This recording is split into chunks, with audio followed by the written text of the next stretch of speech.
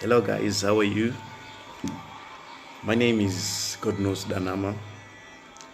I am the vehicle consultancy. I want to take this chance to explain to you. Toda kutora mukana uno kukuexplainerai the match we have here. Women versus cars. Right. I want to take myself as the motkari prophet, the motkari gaffer, right? I want to go deeper, comparing a woman and a car, right? Why am I saying the motkari prophet? Okay. Have you ever seen kuti murume akatenga mota, either mu relationship make munetika problem, most of the guys, right?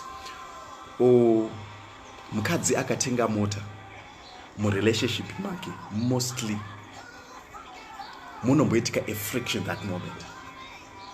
It's all because of a car. So I am here, the motkari gaffer, to explain why is these things all happening. All right. Let's say uri musikana uri kudanana nemukomana wauri kudanana naye, right? And mukomana uyu haana chinhu, like he's still ordinary, he's still working himself out of the poverty, you know. Kana uchidanana nemukomana uyu asina chinhu, the moment yaanotenga mota asati akuroora, be cautious. That moment is dangerous. Mukomana yangonozokudza kuti handichada zvokuroora. Why? Because vasikana hobo, they fall easily kumukomana asina mota. I know this page is about Zim mechanics, explaining the mechanical part of vehicles, but I want to start from the roots to the branches to the fruit itself, so that we can all enjoy the fruit of the car. And hatis kuda ma distractions anounzwa nemotikari. Mota chai inounza a divorce mumba mu marriage. Mota chaiyo inounza death mumba. Kune vabereki vakatenga mota mudzimba umu, mwana akaba mota iyo akanoita accident akafa. So I want us to talk about that today, before we talk about kuponja kwemavhiri, kunoka kwema engine. That is replaceable, but life you cannot replace. Life is priceless. So kuti ndingove engineer wenyu ndisingakutaurirai kuti mota idzi vakawanda vakadivorsa nemota idzi, vakawanda vakafa nemota idzi. It won't make sense. I don't want to be that kind of a mechanic. You know, takakura tichinza namakanika vanhu vasina mari. They are always dirty, they are always scruffy. But no, myself, I'm a journeyman class 1 diesel plant fitter, trained and qualified Kukwekwe Polytechnic College in 2015, right? So I have seen this profession, kuti, why vana makanika very poor comparing nema doctors, because we are all like in the same field. Ma doctors vanogadzira vanhu, isusu tinogadzira mota. We are all using our hands. But why ma doctors they have a better standard of living than ana makanika? Then I've seen kuti pamba pa doctor nyange vachigadzira vanhu auoni pane magraveyards, hapana makuva pamba pa doctor, but pamba pa makanika panenge pane zvimota zvakafa. Why? Because ana makanika makatora duty rekuda kugadzira zvakafa. Madoctor akati no, hatigadzire munhu akafa, tinogadzira munhu kuti asafe. So myself as an engineer, I want to take also that duty. Handigadzire chakafa, ndinogadzira kuti chinhu chisafe. Right. So here's my discussion. For you to maintain properly your car so that haifi, right, mota yako ngainwe mapanado kuti isarware. So if you follow me, ukatanga pakatangira page rangu iri, hapana panotaurwa kuti kana mota yafa uzodai. No, tinokupa dzima safety precautions, tips kuti mota isafe, right? But today I want to compare a woman and a car. But before I go to that, I want us to solve my frictions anokonzeroswa nemota muma relationships edu. Right.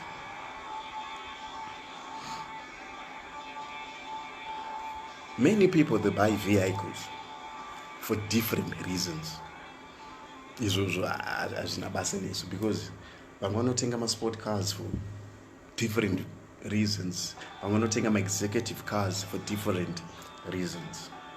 But have you seen kuti also WhatsApp has destroyed many relationships and marriages, right? So compared to cars, kune mhuri dzakatenga mota, baba vatenga mota mumba vapromotwa kubasa, or vaita chidhiri or vapiwa loan kubasa, vakatenga mota, let's say vatenga Mark X,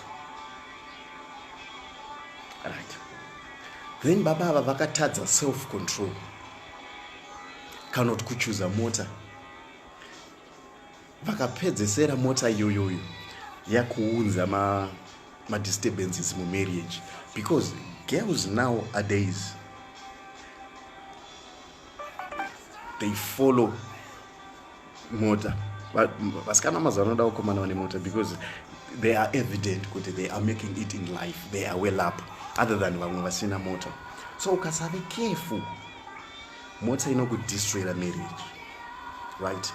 But ukaona in life uri that kind of a person anochinjwa nemota, kuti usati wane mota waitambana na John, waitambana na Jabulani, watenga mota wakutambana na Sean, wakutambana na Diligent, those guys with English names.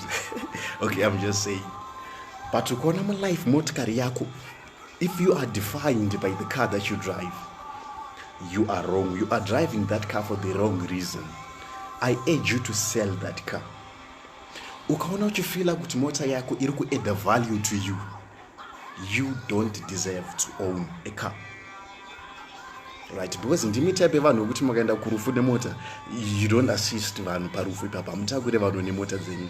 But look, life is priceless. As long as you are alive, nothing can add value to you, even in a house or a shoe or any type of a car, be it a Mercedes Benz, a BMW or a Audi. It cannot add value to you, right? Ukaona uchidanana nemukomana wekuti kana ane mota yake, you are not in a relationship. You need to educate that guy, because motor, I add value kumunhu. It cannot make me another person, a different person from the person that I was before, right?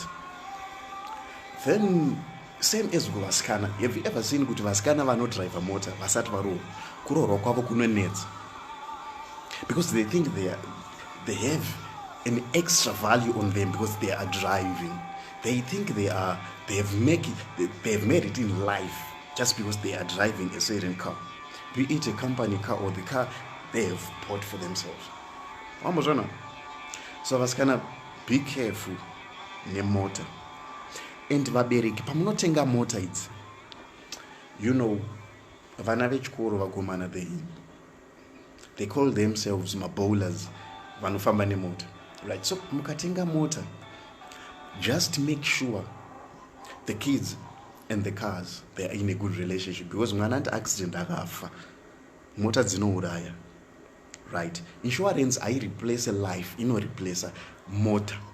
So let's be careful with our cars, right? I think I have explained enough on the introduction of owning a car. But a car is dangerous, psychologically, physically, and even our health, right? Let's go to the maintenance part of a car. ukaona munhu achinorodha, right? I want to start from the roots going to the branches. Munhu achinorodha pachishona pedu, munhu aende kunorodha ari 1, right? Munhu anoenda nemunyai nevamwewo, I don't know my names avo kuti vanonzi chi, but it's aenda ari 1, maybe 4 5. Let it be also that case kuti paunonotenga mota usainde uri 1, right? Usave uri ndiwe uri kunegotiata, usave uri ndiwe uri kuita vehicle the body check, uri 1 iwewe. Be careful, especially vakadzi, vasikana, even mafesicha, paunonotenga mota usainotenga uri 1. So here we are comparing a woman and a car. When you are going to marry, to pay the lobola, the bride price for your woman, you don't go alone. So as paunonotenga mota yako usainde uri wega, enda nemunyai, and a mechanic also. Why? Because look at my tobacco farmers. Pavanonotenga mota ineswa this solution inonzi stop smoke, right? To stop the smoke, because kana mota yafa ineswa stop smoke, kuti some smoke, because mota kana yafa ino smoke, right? But then stop smoke inoshanda for, let's say, 50 kilometers only. Saka iwo pauchanoona mota yako apa uri 1, because urifunga kuti vamwe vese vari jealous havadi kuti utenge mota pavanokudza kuti mota yaiite, right? Mota yai yasvika stop smoke, wasvika waita test drive. The test drive was 10 kilometers. The stop smoke is still working, and auone utsi, because stop smoke inoiswa kuti mutsi usabuda, right? But utsi unozobuda after you have traveled more than 50 kilometers. The same as kana uchida kuroora musikana, tanga wambotravelawo 100 kilometers naye, not traveling as such, but spend the time, get to know her. Uzoona kuti maybe aiswa stop smoke, maybe my cosmetics shit auri kuona, maybe the smoke is going to come out a little bit early or a little bit later, right? So that hauzo regret mangwana, because we don't want my divorce, or we don't want my accidents when it comes to vehicles. We don't want my regrets, right? The second thing, waroora mukadzi wako watenga mota yako, maenda kumba, women vanoda kushongedzwa, like vanoda kutengerwa ma-cosmetics avo, right? Even mota, I want to surprise you this. Vazhinji kana vakugeza mota dzavo, mazuva ano vari kushandisa safe, ma-dishwashing solutions is bad for your car. Paint yemota iri meant kugezwa nema-solutions ayo, right? Kana uchitengera mukadzi wako shampoo, mota yako itoriwo neshampoo, right? For the paint to shine also, right? Then should I talk about this now for the next session? Right, wakuda kufamba nemota yako iwewe. Let's say your motor is parked outside and you want to go, let's say you want to go to town, just a simple journey to town. Home, town, right? You don't just, haungopinde mota mako umutsa mota yako woyenda, right?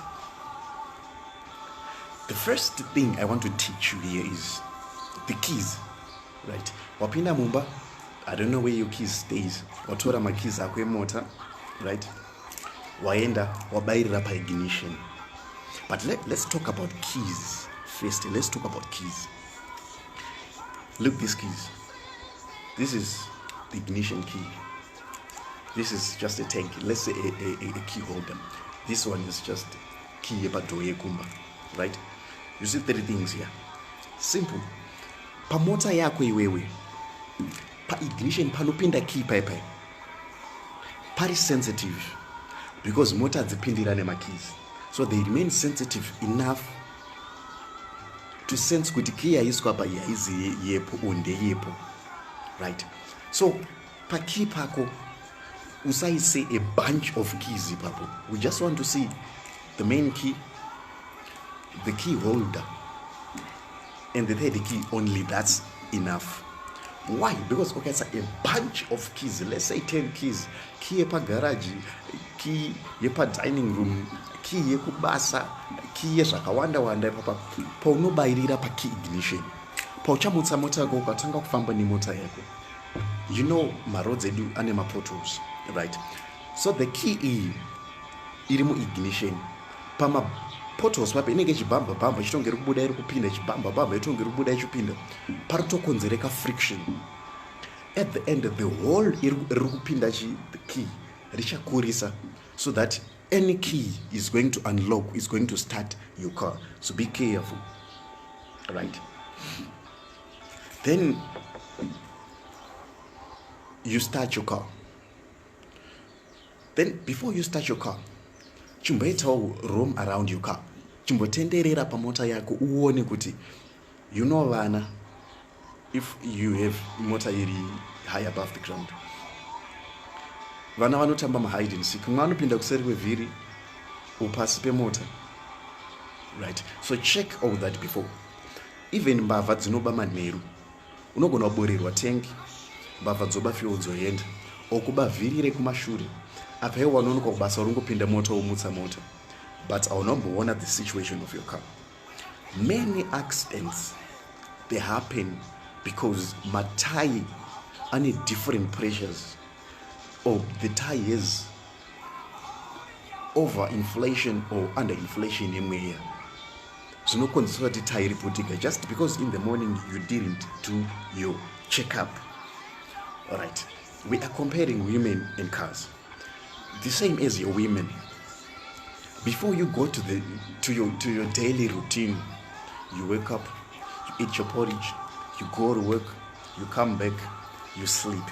The first thing to a woman, you have to also to check up on her. How is she? Right, before you leave, right? Then open the motor mako. You start your key, right? Your engine is on, right? But your car, motor yako isati yamuka, no sound, vroom. You just turn your key on. The first thing you do, observe your dashboard. Observe your dashboard. Because mota dzamazivano dzakagadzirwa in such a manner kuti the driver anongoona ma-defects pa dashboard. Imwe haitomuke kana ine any error code reflecting on the dashboard. If there is anything flaking on the dashboard, do not go anywhere without solving that solution. Because my faults emota akawanda anoitika after you have parked your car. Some faults they develop there. Kweso kwakabva mission is all, but as you park it tomorrow you're not going to ramba kumuka. Right. Then you have observed your dashboard, nothing is showing. Then you start your car. Here is a very important message here. As you start your car, you know, per engine a motor, the sump holds all the engine oil. Sump iri kuzasi kwemoto. Musampu ndo munogara engine oil as your car is parked, right? So the furthest part of the engine kumusoro uko akona oil. Every oil iri ku sump. The purpose of the oil is like blood in the human body system, right? Imagine yourself living without blood. The same is oil to the engine, right? So as you start your car, give your car, the oil pump, enough time to take, right, the engine oil from the sump up to the valves, because my valves ndo ari kure ne oil, right? Vamwe venyu munongopinda mumota, you start it, then you rev it, then you leave, just because maybe might an argument with the wife inside there. And look, let's go to the women's side. Uri mumba iwe wangosvika kubva kubasa, madam vari apo. Wotosvika madam, today I'm well turned on. Let's go to the bed. Mind them bedroom, then you start doing your thing without even warming it up. That's bad. right? You have to take time enough to turn your own, so that everything is well properly lubricated, right? The same is the engine. You cannot just accelerate without allowing your engine and your gearbox, the transmission, to be well properly lubricated, because oil yedu iri kugara kusample, right? But kune mavalves ari kumusoro kwanoda oil before the car starts moving, because my engine components, they operate under higher temperatures, so they need oil for lubrication, for cooling also, right? Okay, let's say you have given your car enough time to lubricate itself. Then you leave. Let's say you are driving an automatic car, because they are everywhere nowadays. As you start driving, right, you have to observe your car changing the gears from 0 up to 5 or 6, whatever. You don't just cruise straight to number 6 without observing number 1 being engaged, number 2 being engaged, number 3 being engaged. Why? Because one simbi inotora time to observe heat, and motor ino-operator better kana yasvika its normal operating temperatures a heat, either cold or warm. Pane normal temperatures anofanira kusvikwa nemoto. Number 6 ine temperatures ayo, number 4 ine temperatures ayo. That's why uchiona dzimwe mota dzinozotanga kumhanya after wambotravela 50 kilometers, unozongonega mota yakuperforma differently. Why? Because reach a certain degree of temperature. That is the operating normal temperature. That's why muchiona kuti mota dzisingashandiswe dzinoswera dzakapakwa, maybe inongoshandiswa once a week kungena magroceries yodzoka. Muridzi wemota ari kuita kuchengetedza mota kawo. But let me tell you about something we call piston slip. Piston slip, right? Engine yedu, most of them, let's talk about a four-cylinder engine, right? My cylinders is something like a cylinder is. Do I have anything to represent? No, I don't have. My cylinders and something that is like this, right? Then the piston reciprocates inside the cylinder, right? Going up and down, going up and down. The piston is made tight to fit inside the cylinder, right? But when the engine is cold, like kusains, kana simbi yakatonhora, and its size is different from simbi kana yakahita. Simbi expanda kana yahita, then it contracts when it's cold. So piston redu, it is made usually in the different material near the cylinder. The cylinder is usually cast, right? But the piston is usually aluminium.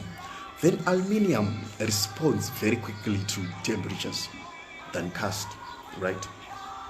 Saka piston redu rinoda heat to expand.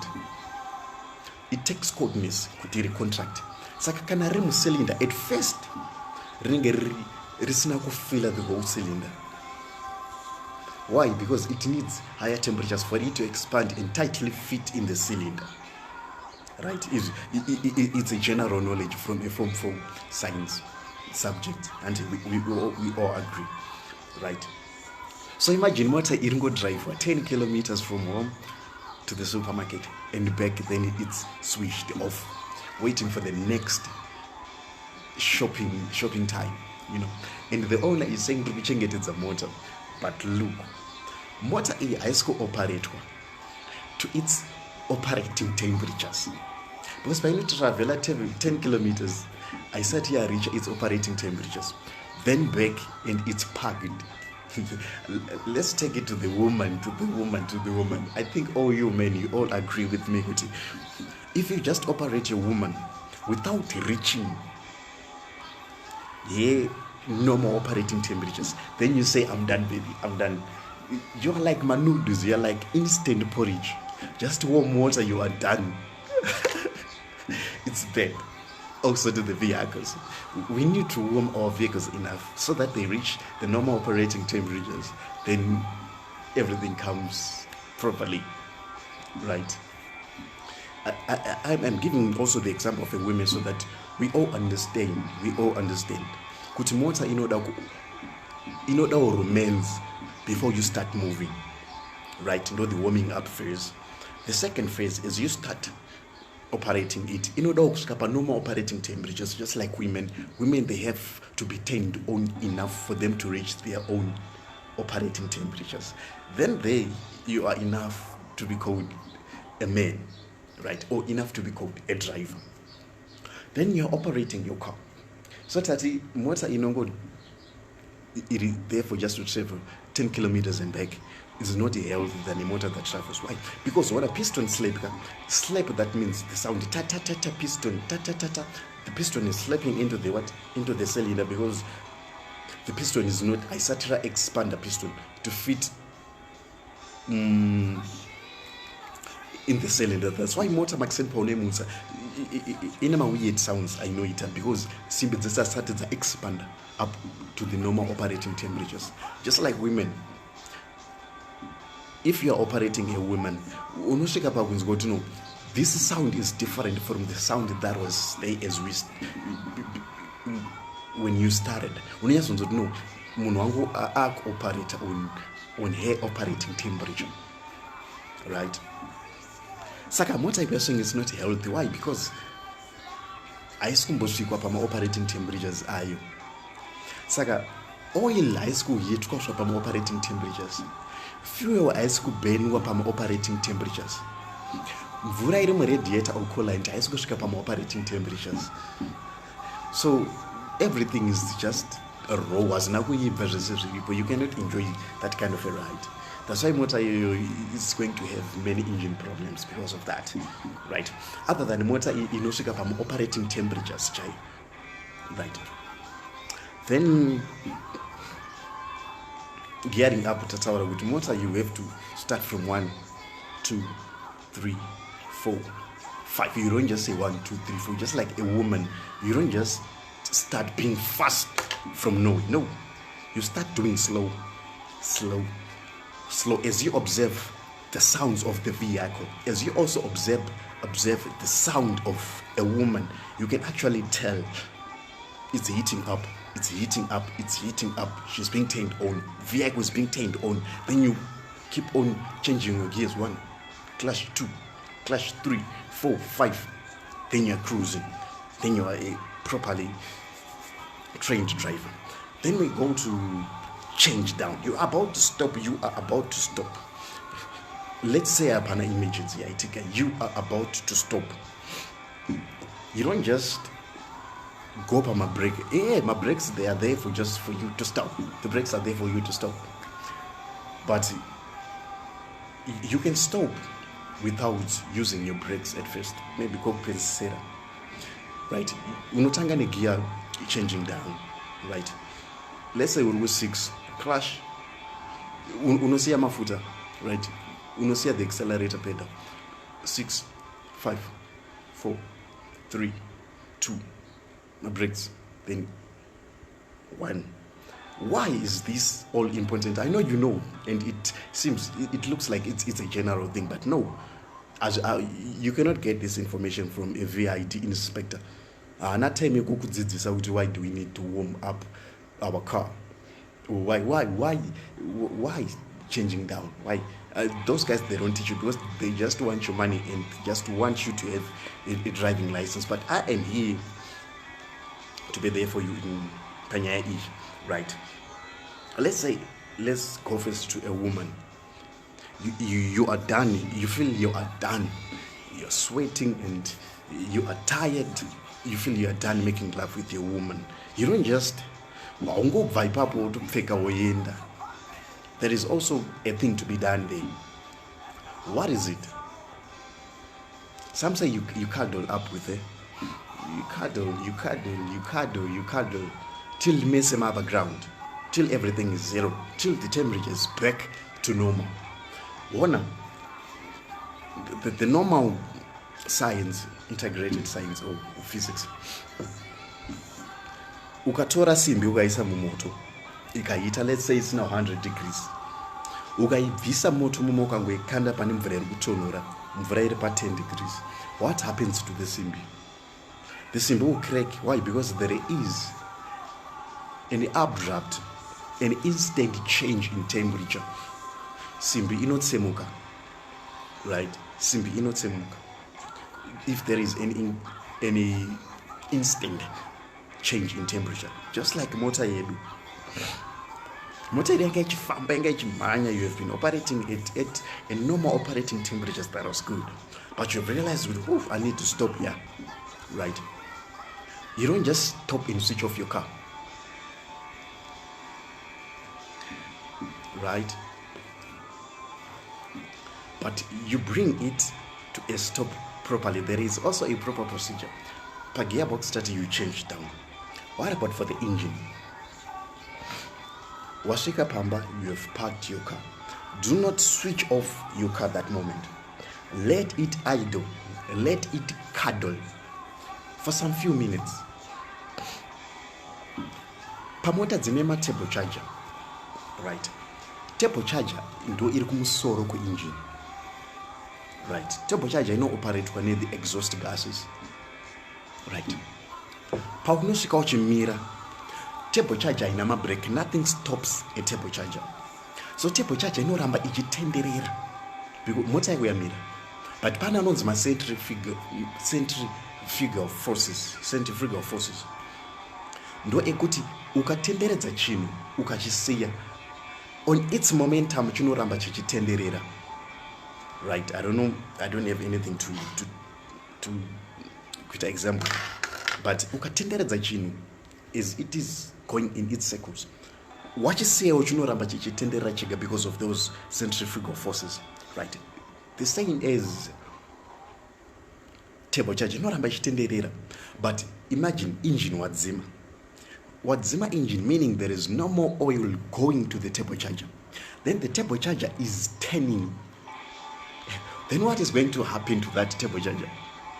It's going to seize. What seizes on the turbocharger? My bearings are in lubrication because the oil pump is switched off as you switched off your engine. So oil here you have to drip back to the sump. But motor here reaching 100 degrees temperature. 100 is normal. More than 100. And oil is going back to the sump.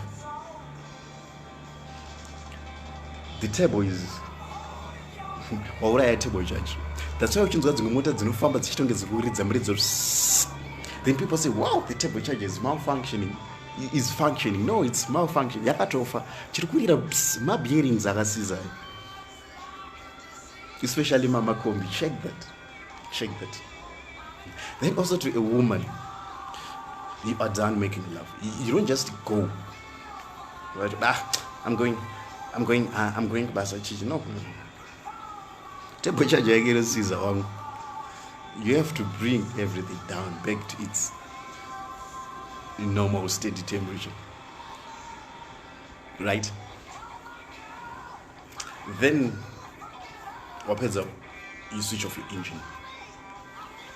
Then I want to talk about something that is called the limp mode. Limp, what is the meaning of limp? A limp, I think it's kugamina. Wakwara gumbo, then you are like crawling or utadza kufamba, but urukwanisa kungofamba kubva from point A to point B. That is limp mode, safe mode. Motor yako, some of them, my recent cars, they have a limp mode or a safe mode. Motor ine ma sensors, right?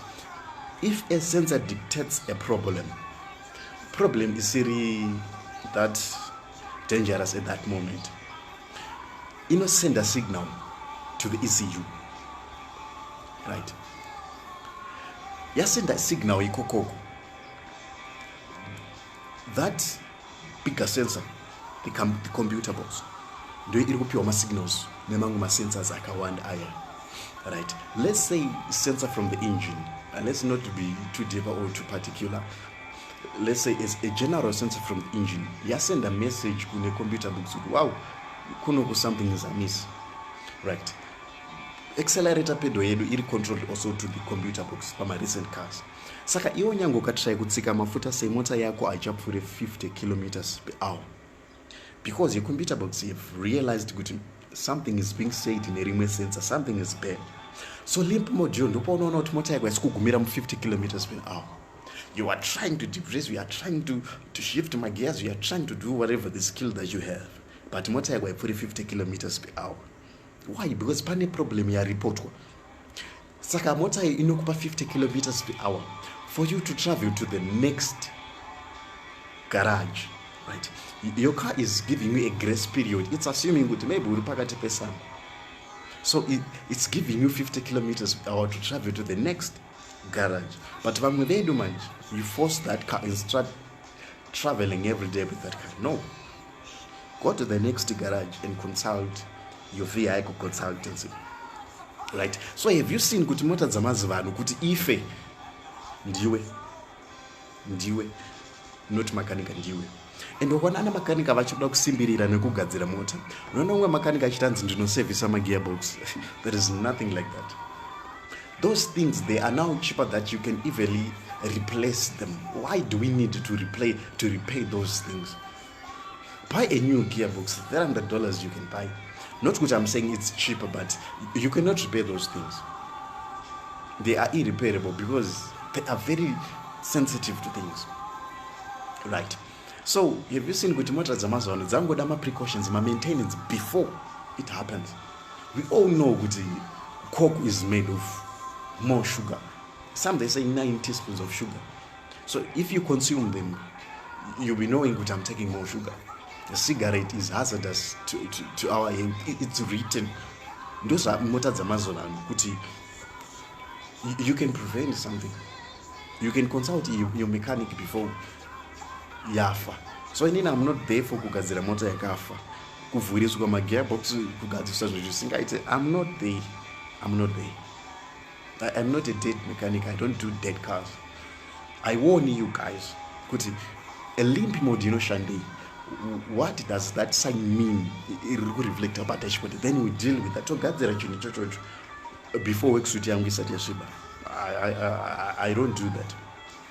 Right? Then you have solved the limp mode. Why end up? It's quite a diagnostic machine. Then it's solved. Right? Then